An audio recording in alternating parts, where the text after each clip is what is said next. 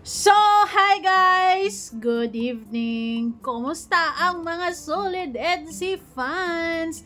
Nakikita nyo ba ang nakikita ko? Nai-imagine nyo ba ang nai-imagine ko? Syempre hindi, kaya share ko na lang sa inyo. Malay natin, nakaka-relate ka din, kaya mag-comment ka down below. Anyways, hi Wow Life, another video, another share guys, another POV. So ngayon guys, magbibigay lamang tayo ng wild guesses, point of view, basta naiisip ko lang dahil maulan ngayong araw, tamang scroll up, scrolling down sa FB lamang. And then nakita ko ito. Kita nyo naman 'yan. Ang pogi nakangiti. Ay, nambablush dyan si Kalinga Pido. Well, alam naman natin na ang EDC ngayon ay meron ng first baby, panganay, si Alfie. Sa tingin nyo guys, ano kaya ang magiging epekto sa relasyon ng dalawa, with Alfie? Pero syempre, bago ang lahat, don't forget to support and subscribe Kuya Val Santos Matubang at Edna Vlog Kalingap Rab at sa lahat ng Team Kalingap. Syempre guys, salamat sa support at pagmamahal nyo sa aming mga Kalingap reactors. Yes, andito na naman tayo sa aking wild imagination. Syempre,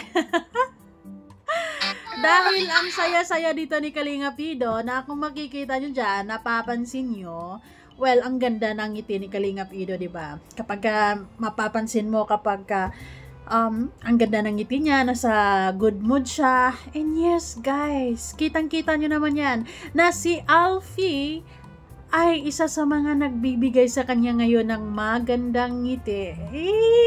Hands-on dad kaya yan? Ito ba yun? Diba may wipes pa? Well, merong wipes Kalinga Pido specific for puppies. Well, siguro din yung wipes na gamit niya is baby wipes. So, maybe, hindi rin yan, delikado sa mga puppies. Diba? Kasi, alam nyo, yung mga ganyang breed kasi is, may tendency na, ang sensitive nila, guys. Grabe, napaka-sensitive pa sila sa tao. Ngayon, naisip ko lang, na ngayong meron na silang baby, sa tingin nyo guys, ano kaya ang magiging epekto nito? Para sa akin kasi, kung iisipin natin, syempre, talagang magiging mas magiging close pa sila sa isa't isa. Kalinga Pido, mas lalong matitest yung patience niya talaga. Syempre kay Viancy din. And masusubukan talaga ang kanilang samahan with Alfie, sa totoo lang. Kasi yung mga ganyang breed, alagain talaga yan guys, para talagang meron kang real baby. Talagang kailangan mo yan tutukan dahil bukod sa ang cute, baka manakaw, and baby pa, malikot. Ay basta, marami silang pagdadaanan dyan with Alfie. Ang pangalan yan, ano mo ba ang pangalan? Yun o, ito po, mahal pa yan dyan sa lamesa. Kamay ko dati ka naman ngayon ng kay. Bano. Ay, ang cute niya. Ang birasi. Ay, natutuwa ako kay Kalinga Pido. Nai-imagine ko kasi, what if kung totoong tatay na rin siya? Well, mangyayari yan sa tamang panahon, syempre naman, di ba? Masyado akong advanced, no? Pero sabi ko nga, wild guesses, wild imaginations, di ba? Ang cute. Ay,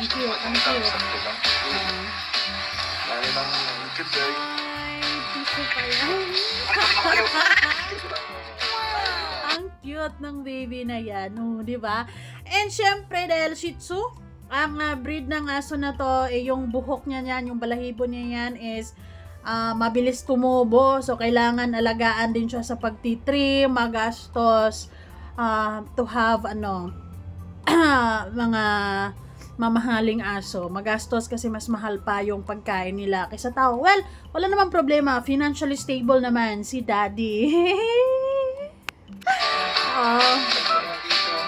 Na-imagine ko lang na magiging malaking epekto talaga to sa kanilang relasyon. Either masusubukan ang lahat-lahat sa kanila because of Alfie. Lalo na kung mag-decide sila na magiging hands-on sila kay Alfie, yung tipong sila talaga ang kilalanin ni Alfie. Kasi 'di ba marunong mangingilala or kumilala itong mga alaga natin, 'di ba? Kung sino yung lagi-laging humahawak sa kanila, nagpapakain, naglilinis ng kung ano-ano man, hindi man yan sila nakapagsalita, pero they are very observant. So, let's see. Ayan. Kaya sobrang cute. Ang kaakibat ng pagiging cute na yan is syempre yung loving, tender, and sobrang alagain talaga yan sobra. Ang naiisip ko talaga syempre masusubok ang pasensya ni Kalingap Ido. Syempre talagang bibili na siya dyan ng mga kailangan, wipes. Depende kung paano nila papalakihin yan. Pwede nilang gawing spoiled. Spoiled baby Alfie yan for sure. 'Di ba? Talagang yan, may tissue, of course, basta ang dami. Pagto-toothbrush kasi kailangan din niyang ito-toothbrush 'di ba? And yung muta din nila, kailangan basta para ka talagang nag-alaga ng totoong baby, to have puppy na mga ganyan, cute, parang makita mo yung cute, pero kaakibat dyan is matinding trabaho. And to think na si Viancy ay estudyante, tapos si Kalingap Ido ay busy din sa araw-araw.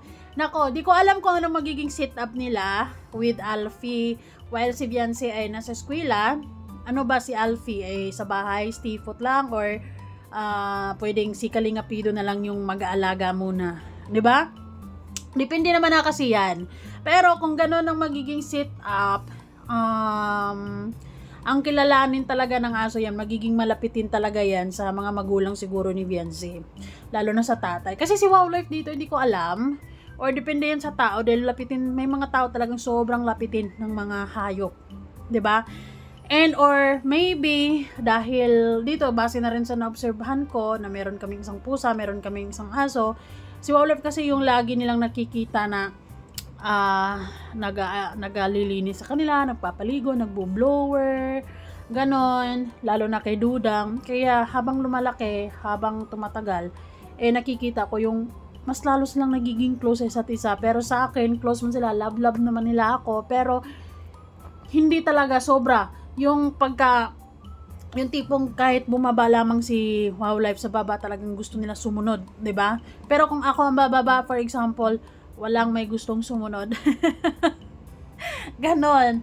I don't know with Alfie, pero alam nyo nung nalaman ko na meron silang ganitong dog, ganitong babies, ay nako, talagang iniisip ko na magiging malaking impacto sa relationship nila. Iniisip ko one day, meron silang family day, 'di ba? Kasi kailangan din yan ipasyal, guys, 'di ba? Of course.